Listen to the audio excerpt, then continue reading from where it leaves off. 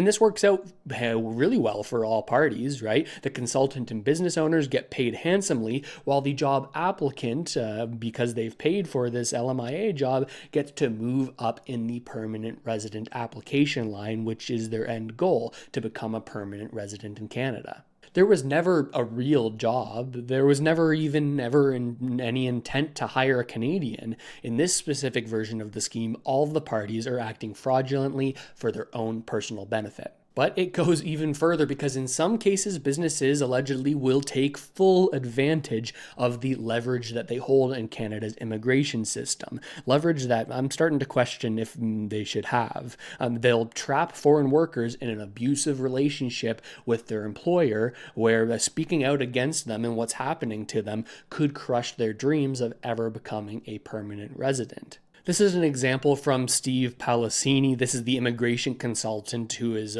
talked extensively about how this is all going down.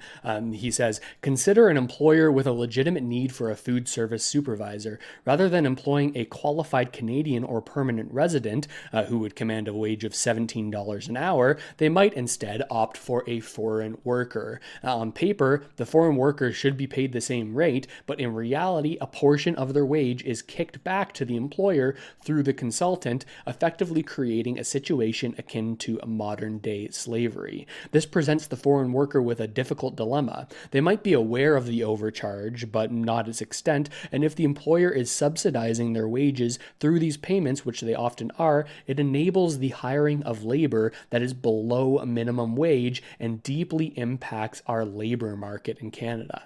To the extent that this is all happening, this is straight up wage suppression.